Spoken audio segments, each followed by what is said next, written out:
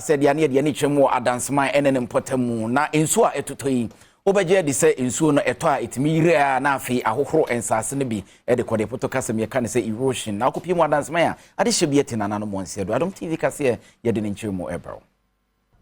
Womanfo bekaya Adom News nsentwofo e de ba beto manim se enkwada mienu bi eto anananom e wonse do e wo babadongo enam womo ekwan ya wo ho a atete pansama nsuo bi atwifa so womanfo e wo mpatemu ho ne Adom News nsentwofo twetwe nkomo no womo de tudwa se wohwe afi beye miensani a enipa nson ana womo ato anananom e wonse do e de fa sa kwan so womo nam sansemi so e de adesede ato aban nanim se womehwe na gates awodo e wo ho a entwe ye no womesiesie mom twa mesi aha munsupa nsupa na fanipa aha nsupa down ha fiti ha moa de kosi down say epie wo ACC hom nyimpa form kura more than by 7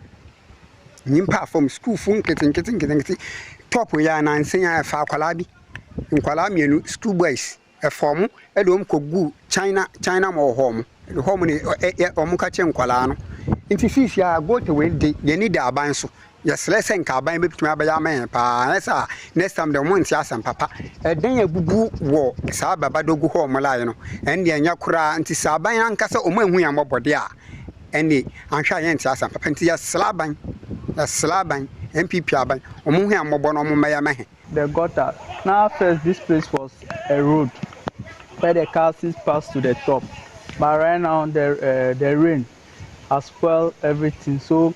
some of the people were living in their house, but because of the erosion, they go to another place. So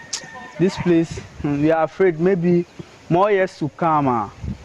We don't know that we can even stay for this area. Na we anaga South Municipal Assembly enso e de ato Adom News nsentwofo enim se womanfo e ha a womo de ato dwa no eso sneom je se womo kɔ abankesiem na womo etimi enya no aduru ensemfo from manfo yi ede to dwane se osofo no no hwe aka kwan so amoako ata ene osofo no no hwe enyuma ene adan esie so abehye omanfo yi ebo se womo beba beye womo akwan ede amom nanso besi ne womo enti se odogo bi enu abe